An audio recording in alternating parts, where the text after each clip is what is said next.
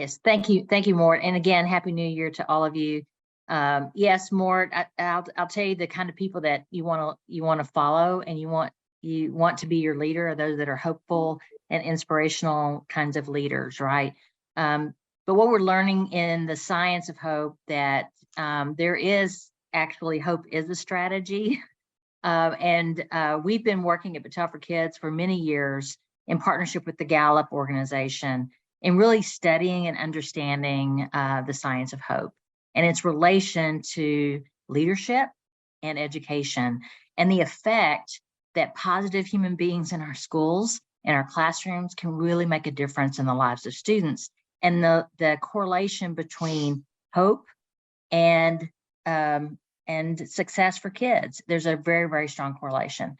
And when I became the CEO of Battelle for Kids, I met Jamie right away. I was really lucky because she was already there, and I elevated her because she had so many other things that she can do, and she's just amazing. No, none of you can have her, but she is incredible, and she's been leading this work at Battelle for Kids for some time. And when I got to Battelle for Kids, I thought, ouch, I wish I deeply had understood this more when I was a superintendent, because there's so much to unpack and understand, and really to improve the lives of all the people that we are responsible for as superintendents and leaders and systems. So we know that and Jamie's going to talk just a little bit, she could spend hours on this subject matter. She's our resident expert on the science of hope.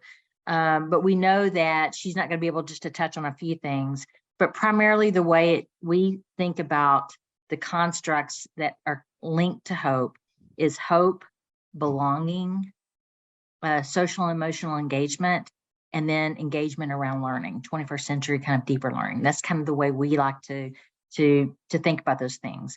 And Jamie's going to talk about this time of, a new year, 2023. We're all thinking about our goals. We're all thinking about our leadership. We're all thinking about the impact we want to have. And Jamie's going to talk about how the science of hope connects to goals, and goals, pathways, and agency in that science. And she's going to touch on it. I hope she interests you just a little bit in learning more, and she'll give you some contact information on how to find out more. So I'm going to turn it over to my wonderful friend and colleague, Jamie Mead. Thank you, Karen. Thanks, everybody. Good afternoon. Happy to see everybody here. Great way to start the new year. So I landed a lucky spot here to talk about hope as we start with a new year. So I'm going to move here to just share some screens because I love the visuals of being able to illustrate. How are we doing? Can you see them okay? Everybody good? Thank you for that. I titled this Building Hope for the Future, but as Karen alluded to, I think I could retitle this What I Wish I Had Known About the Science of Hope Before I Ever Stepped Foot into a Classroom or into my first administrative position in a building, and even at the central office level, because there's so much embedded in the science of hope that could have helped me. It's so enduring, it stands the test of time. And so I'm excited to just share an introduction. Perhaps some of you have done some of your own background work in the science of hope. It is hard to sort of land the plane in the amount of time we have today, but what I want to do is really during our time together is share an introduction with you of the science of hope and give you some seeds of why it matters, because my takeaway once I had the opportunity to study the science of hope was without question came away from this feeling that this deserves so much more attention. And I myself, came out of rural Appalachia as a teacher and an administrator. It was a real calling to me because I thought we have to talk about this more. And so I'm really honored to do this work on behalf of Battelle for Kids, seeing that this deserves more attention. And we're seeing, particularly coming out of the past 3 years that we've had, that this message has never been more relevant to school systems as they try to navigate where to from here, and how do we reignite our communities and our students and our staff into a belief system of we have a very bright future ahead. And so how do we move on from there? So one of the challenges that I have in sharing this work first is just the word hope has a very frequent informal use in our society. We say things like, oh, I hope you have a great day. And that's fair. And that word is out there, but it takes on a synonymous use of wishful thinking. So people often bring their own definition of the word hope to to sessions like this and they think of hope as passive or soft, or why are we talking about hope? It's not a strategy, right? We have a lot of things we need to do here. And so we have to sort of take our preconceived understanding of the word hope and just set it aside just for a minute, and so that we can explore what is known today as the science of hope. And this is where we have people who dig deep into the science of hope. And what we mean by that is scientists, brain scientists and psychologists and positive psychologists who look into the work of, this is the key question, how our thinking and our mindset impacts the overall trajectory of our life. And that certainly plays an important role for us in education, because that's what we're doing. We're helping students think about their futures and how preparing them for their future. So a couple of things as we dig in here in the introduction is you couldn't do much of your own research in the science of hope without coming up with the name of C.R. Snyder. And C.R. Snyder is known as the father of the hope theory. So 30 years ago, this was known and first posited as a theory. Today, we know it is proven science. But 30 years ago, I started my teaching career 35 years ago. And in fairness to everybody in pre-service preparing me to be a teacher and an educator, this work did not exist 35 years ago. So if you think prior to C.R. Snyder's work in this space and what we know with the evolving brain science, before then, 30 years ago, people thought that hope was a trait. And what I mean by that was they considered it as a trait, as in people either had it or they didn't. In other words, they saw it as somewhat fixed and genetic, not much you could do about it. You know, it kind of runs in families. People just have this mindset of being hopeful or not. And so that was the mindset before then. And so people just thought there wasn't a lot you could do about it. And with 30 years now of research, and C.R. Snyder's research was the impetus of this, today we have over 2,000 published research studies documenting the science of hope. And so today we know that hope is actually both a mindset and a skill. Sorry, I'm sitting in a room. I'm going to try to stay with it here, though the lights went out. Hope is both a mindset and a skill.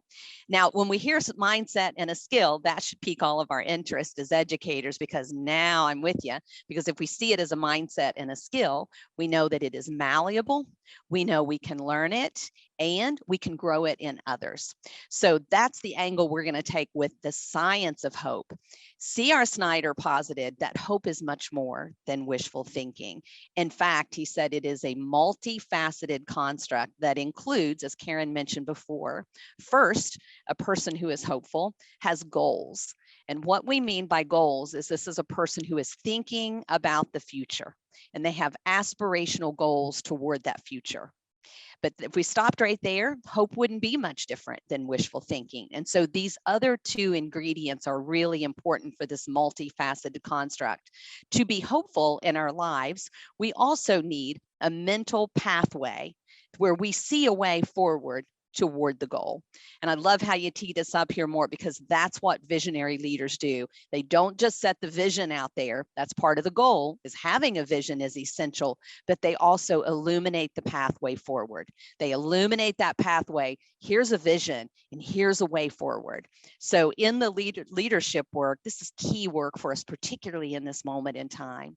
And the third ingredient of hope is really a sense of agency. And the good news is we are talking a lot about learner agency in education today, agency of teachers. We know that John Hattie put that out there for us in talking about collective efficacy. So when we come together, agency is about your perceived ability to reach those goals. So when you think about agency, this is the story I tell myself about my ability to take the path to reach the goal. So if you look at these three ingredients, there's no greater work that leaders could be doing than having a vision, a way forward in the moment, helping people find the pathway, lighting the pathway forward, and then building a collective sense of community and agency to get people excited to take the pathway toward the goal. So let's sit with those three ingredients just a minute. And during our limited time today, we're going to unpack a little bit more about what it means to have a goal, an aspirational goal for the future. So when I first started reading this, I found it so compelling that the research tells us that although hope is a skill and a mindset, it is a contagion. And so we can, every morning when we get up, we get to choose. Are we spreading hope, or are we going to spread, guess what else is a contagion? Hopelessness. And so we get to decide every day what we will be sharing and spreading throughout our interactions with others, every adult, every person in the community, every student. But what the research tells us is this is so compelling, that the hopeless students who step foot into our schools and into our classrooms that live within our communities, they can borrow hope from the adults, but only if the adults have it to spare. So that's sort of a moment of reflection for us all. Hopeless students can borrow hope from their teachers, from the adults within the community, but only if those adults have it to spare. And that's the hard work of leadership, is that we have aspirational goals for our students, but we also have to check in with the overall well-being and the care and keeping of every adult, because building hope is very much like that oxygen mask on the airplane. And what do they tell you about the oxygen and the child seated next to you? Is that we have to first take care of ourselves. So this is really where the heart of this work lives. We have to be at our best selves and really check our own mindsets before we can help others. In other words, hopeless communities, hopeless adults cannot build hope in students, cannot build a brighter future. You cannot give what you do not have. So a very important piece is kind of checking where we are, checking in with our own level of hope. So C.R. Snyder would be one researcher I would leave you with today. And his second researcher was our direct connection at Battelle for Kids with Shane Lopez, who was a senior scientist for the Gallup organization. Shane wrote the book called Making Hope Happen. And Shane's contributions are immense in this field. He also is another researcher that is greatly cited and as a contributor in this work. Shane took C.R. Snyder's work of goals, pathways, and agency. And he says, let's think of it like this, that hopeful people, first of all, believe their future will be better than their present, no matter their age and no matter their present circumstances. And you think, well, why is that? No matter your age, you're 85, 90 years old, and you go up and say, hey, how's it going? A hopeful person believes their better days are out front because they believe, this should remind you of Carol Dweck's work, that life circumstances have very important lessons to teach us, even the hard stuff, even the unpleasant stuff. So if we have a mindset so we can frame this, that, you know what, every day that I'm still living, I can learn something to make my life better. And so that is the typical mindset. And again, we're talking belief systems, and that sits at the heart of change management, change leadership, is really understanding how people are thinking about this important work, particularly in school transformation or systems transformation work. Second part of that, I believe my future will be better than my present, and I believe I have the power to make it so. This is another way of talking about agency. Agency is the story you tell yourself about your ability to accomplish that goal, to reach it. This is why it's directly connected to self-efficacy, to collective efficacy. What is the degree to which I believe I can meet this goal? So people with high agency in the hope work believe they are the author of their own life stories. They believe they have a perception that they have some degree of control over how their life is going. So this is a belief that I'm the author of my life story, but also acknowledging that there's going to be some tough chapters along the way. There's going to be some chapters that aren't going the way I want them to go, some hard stuff, but I'm getting up tomorrow and I'm going to start working on the next chapter, that I'm the author of my life story. The third part of this brings us to the pathways section. And this is where, as Karen alluded and mentioned, hope is actually a strategy. In fact, hope requires strategy. So hopeful people are some of the most strategic people in the room as far as strategic thinking, because that part of pathways, hopeful people understand there are multiple pathways to the goal. And multiple pathways to the goal are essential because, as we've all experienced the past few years, sometimes life can throw you a curveball. And so sometimes you're in deep pursuit of a great goal and things don't go the way you expect them to go. So hopeful people are equipped with a skill that we refer to as rerouting. So when a barrier approaches between you and a future goal or a future aspiration, that's where it's essential to tap into critical thinking. There's a 21st century skill, problem solving, creativity, to really formulate alternative pathways. And in fact, hopeful people derive energy from pursuing and finding a new pathway forward. And that's this kind of reciprocity between pathways and agency. When we get stuck on a path and we collaborate with others and we find a way forward, it brings energy, and that gives us a sense of agency. It refuels us, if you will. This last component part is what makes hope particularly interesting, because hope scientists will tell you it is the one positive psychology that requires just a note of pessimism. In that, hopeful people are actually anticipating what could possibly go wrong here. What might go wrong? Not because they're the naysayers in the room, not because they're bringing a dose of negativity or pessimism, but because they are expecting things to go wrong and they're already planning how to mitigate it. So they are really in deep pursuit of the goal with strong resilience to say, you know what, when something goes wrong here, I'm not going to be shocked or paralyzed by what's happening that's going wrong. I'm going to be the person who's pivoting right away on plan B. So I'm going to be thinking about what is the alternative strategy to the goal. And for that reason, hope actually, as hopeful thinking as a science, requires strategic thinking, because you have to be ready to solve problems. You have to be resilient to stick to it. So that's a little bit of what hope is in this hope science. And hopefully you are hearing a lot of connections to your work as a leader, to your work in education, particularly in this moment. I want to pivot here just to tell you why this deserves more attention and how it got my attention as an educator is this first piece of work that I came across 10 years ago. And keep in mind, part of my background is I've done a lot of work in data and assessment and educational measurement. And so doing a lot of work in assessment literacy and really thinking about our evidence and the ways in which we know that kids are getting exposure to rigorous academic content, but actually growing and academic growth and achievement. But then one day I came across this research. Now, I was the person who had academic data alphabetized by its mother's maiden name. You have any of those people in your system, right? I can find you that. I had item analysis. I had it aligned to your standards. I could help you with this. But you know what I didn't have? Was an ounce of data on hope, or anybody even knowing that it was important in the system. And when I came across this, not just one, but several academic studies indicate that hope is a more robust predictor of future success than your ACT score, your SAT score, and a GPA.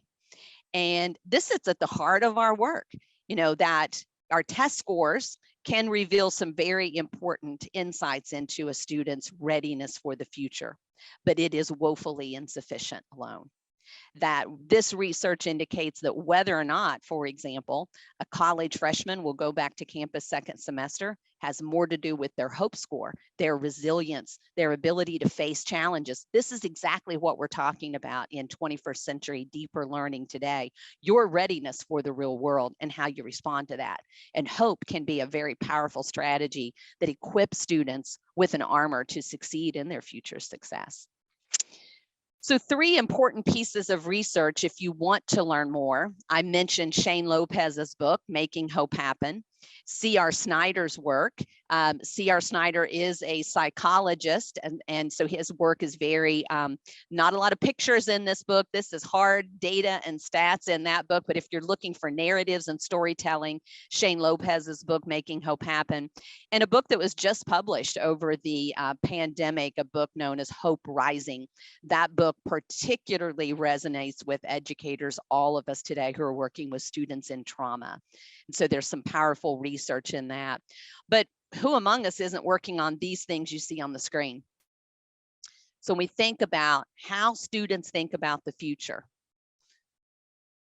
predicts their academic progress, their overall academic success, course enrollment, credits earned, GPA, graduation. And so sitting at this heart of goals sits with us really having conversations about how we are thinking about the future. The higher the hope of a child, the higher the daily attendance rate, and the lower the tardiness rate. This is what Karen was referring to as this deep connection between a sense of belonging and emotional engagement with relationships and a place of high hope where I come to school to really get excited about my future because there are people here who care about me and who are thinking about my future in a setting where I feel valued and cared for. And that's the good stuff of what we're all here for. So all three of these research pieces say the same thing. So this is not just a light touch of research around this work. There is a significant body of research telling us all that there's something here up under the hood that we should be doing more and talking with more people about the power of hope as a strategy to help us lead this important work forward. So just to kind of close out here a little bit with a little bit more content, and I'll take some questions from you, is in this idea of how we think about the future. This is directly connected to this evolving body of work around brain science. So as we know more about how the human brain is working, and probably all of us in education should be thinking a lot about the human brain and what's going on in the mind of a student as we're trying to get them excited for the future and excited to learn. What science tells us is that we're actually time traveling, that when we think about the future, we actually are also very deeply connected to our past. And this is how the human brain is designed and works between the prefrontal cortex, which is the command center for future thinking, but it's also the connection to the amygdala, and that's our trigger. That's the things that are telling us to move away from fear or from pain or things that might hurt us. So these interactions together create a compelling sense of what the researchers call this pipeline of cognition of how we think about the future.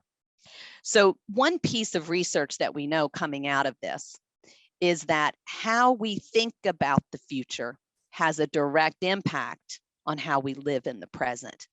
And so when we think about that piece right there is what I wish someone had just pulled me aside before I ever tried to go in and teach a single lesson, because student motivation, cognitive engagement lives right here. And so I had this backwards when I first stepped into a classroom. You know what? Full disclosure, I thought my job was to get kids excited about high school English, right? Who would not be excited about that? Who among us, right? Like that's pretty exciting because I would stay up creating a dynamic lesson, get kids excited about this English lesson, but I couldn't reach all of the kids. And what I did not know was that I had this backwards. My classroom was not the goal. My English was not the goal. My English classroom was the pathway. My first job is to get kids excited for the future. If I can get them excited for the future, then and only then do people take the path. When I'm excited, this is helping people understand your why. That's when people take action on the pathway you're setting forward for where you want to go. So I want to connect this back and leave you with this question today to reflect upon in this work you're doing around your district's transformational work for future ready learners. To pause a minute and think about how are we intentionally working to get students, staff, and our community, one another, excited for the future. Key question. And we would submit that one of those strategies for building hope is to really think about goals as a way to get people excited for the future, to build momentum, to unify people and bring people together. So hope scientists refer to this as really frame your goals and your work in your system about where you're going to. This is called approach goals. not just what you're trying to avoid. So this is reclaiming the conversation to where we're going. And you're shining a light as a leader around the what we call the approach goals, rather than putting the focus on what we're trying to stop doing or what we're trying to avoid. What a great time of year to be talking about this, because many New Year's resolutions are avoidance goals. In other words, yeah, I think I'm going to stop eating a bag of potato chips while I watch TV, get the idea. And so approach goals are about, nope, fill your life with the things, the habits and the practices and the daily mindsets of things that fill up your day. Don't have any more time to talk about the avoidance goals because you're spending your time focused on the approach goals. That's first. Secondly, that's the compelling vision. Secondly, if you want to get people excited, the research tells us the lower the hope, the more important it is that you set go together goals. So we would submit in times of low hope, historically, no better time to set we goals, not just me goals. So this is where you're building shared unity, shared excitement across your community, your staff and your students about what are our collective aspirations for our students. And that is why at Battelle for Kids, our work around Portrait of a Graduate and really thinking about the future of what we want for our students signals to kids, hey, you know what? We're thinking about your future. We're not stuck in the past. We're not spending our time on avoidance goals as much as we are thinking about your future, and we want to message that to you. So one of the key questions we would put out there is, in light of how the world is dramatically changing, what are the hopes, dreams, and aspirations that this community has for our young people? And that's changing the conversation, reclaiming that conversation to get people excited. Researchers would say that our imagination is an instrument of hope. So we talk about reimagining our schools and our education systems. It is about boldly facing our current state. Where am I? What is our current reality? And using our imagination to imagine what could be, just as Mort teed us up, what's possible here, and allowing us to really dream what that could look like. That's the vision. And the final two parts of that is, now we got to get a good, solid strategic plan that helps us find the pathway forward. And we got to build the agency of people around us to find a way to take action on this North Star of where we're going. So I'm going to stop right there, and I'll invite you to ask any questions that you may have around this work. But again, it's intended to be an introduction to pique your curiosity in this work. And hopefully I've made a case for your interest in this work to learn a little bit more. But as I wrap today, I would tell you this without question. We've all experienced some tough times, and maybe perhaps in education, the past 3 years have been harder than most. But this research tells us that no matter our current circumstances, we can move forward with a hopeful future. It's what we do as leaders. So thank you for your time today. And I'm going to stop right there just to hit our timeline. Turn it back to Karen and Karen, Mort. if you don't mind, I'm going to put a link into the chat. And if you could spend 1 second maybe talking about this, Jamie, if your research goes over to the medical research about hope and disease and recovery. Yes. I mean, I just put out something from Stanford. Yeah, there's actually been books written on this. There's one in particular that many of you may know of, The Body Keeps the Score. I'd tell you this, as you can tell, I'm pretty excited about the science of hope, and I use it a lot in my day-to-day life. And hope is situational. And hope can be very segmented in our lives. So I can, more time, there's a whole bibliography and work cited with hope at different angles. Jane Goodall has a good book of the power of hope and our environment. There's books been written on our mindset and our ability to help ourselves in our own healing. Heal Thyself is a great documentary that's out there right now. Some of you may have seen that. But I would tell you this, it's important to know that hope is situational.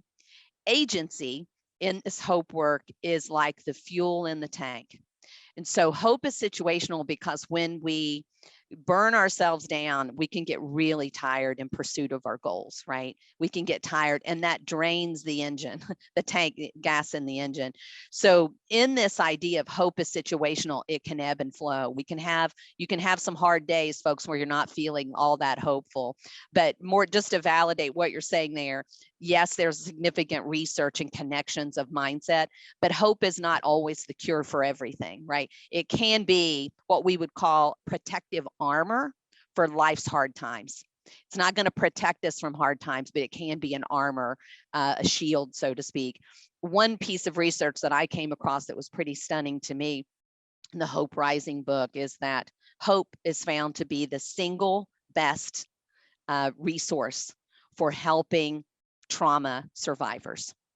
And that was pretty stunning to me. Of all the things we know about working with trauma sensitive schools and children, this work sits at the heart of that. And so again, not going to cure it all, but it's a very important piece here. And I'd like to comment on just that point.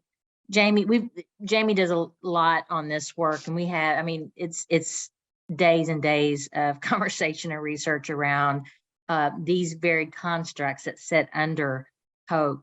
But there are also actual things that you can do. You can equip your teachers. So if you say, okay, I get this, I buy this, what do you do? Just reach out to Jamie. There are actual things that you can do to begin to equip your adults within your system to build hopeful young people in your systems.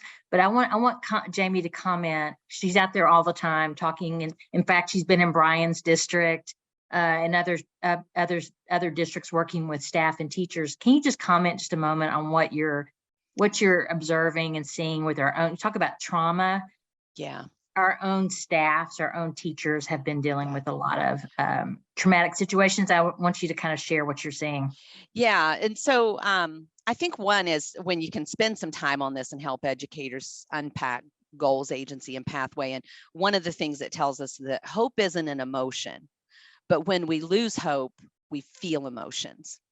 And so if we had a little bit more time here, maybe perhaps we can talk offline if you're interested in learning more. But one of the first emotions we feel when we begin to lose hope, that is, there's something I want in the future, there's a goal or an aspiration, and all of a sudden there's a barrier that's blocking that. So now there's a pathway problem, or I have a sense of a lack of agency or a sense of empowerment around pursuing that goal. And so the global pandemic brought that on for a lot of educators. You know, agency felt, you know, a little weakened because people were getting beat up a little bit by the narratives in communities for different reasons. So a big part of one of the first emotions people feel is anger when they lose hope. And that need not met, and people continue to fall down this downward spiral of hopelessness. They can fall into despair, and they can fall into apathy if we do not respond and help people get back up the stairway to hopefulness. And so as you start to unpack this with educators, you can just watch the room, and people are starting to self-diagnose, like, that's been me. I've been moved right through those transitions. I've had teachers come up and say, and at the very bottom of the hopeless staircase lives apathy. And you can talk to a room of educators and they'll say, yeah, our workforce is talking about that. That's pretty prevalent on social media. People talk about that as quiet quitting, right? And this is where people are so exhausted that they fall into, you know what, I don't care anymore. And so this is where we've actually distilled what are some practical things you can do differently tomorrow in your interactions with teachers and with kids to help people back up that staircase. And those are some of those strategies, like approach goals. You got to talk about the future. When people are so bogged down with the past, you got to start talking about the future and helping people see a new way forward. But I've had a lot of teachers, won't name any districts, but really have emotional responses in these sessions. I mean, I've looked out at an audience, worked with the Principals Association in a state agency, first year principals, whole room, 100 principals. And I look up and half of them are in tears. And they are finding the connection to this work because they've been on the receiving end of the anger in the community, of lost hope, of things not going the way people thought they would go. So, but again, teachers also finding empowerment in this, of understanding what's going on and then seeing the way forward of kind of, here's what I need to do differently. Had actually teachers saying, I was considering leaving the profession. And hearing this, I think there's a way forward for me. And that's very powerful to have that effect through talking about the science of hope. I hope, Karen, that answers your question. Yes, thank you. Thank you, Jamie. That's why I think this topic is so important right now. I think Jamie started off her presentation with, there's no more important time or better time than now to begin more deeply understanding how we can begin to affect how people feel today about the work that they're doing, but also about the future. So, feel free to reach out to Jamie. Her email, I think, was posted earlier. If not, it's just J Mead. There it is. Yeah. Feel free to reach out to Jamie Yeah. if you want more information. All of the books she cited are all excellent. So, those are great resources also for you to tap into should you wish to know more about that. Yeah. We're doing a lot of work around hope, continuing to build out tools and resources for school system and educators. So let us know if we can help you with any of those things. Yeah, and I know we're Now- going to turn it over to Brian Troop, and Yeah, he's been and- a big fan. And go ahead, Karen.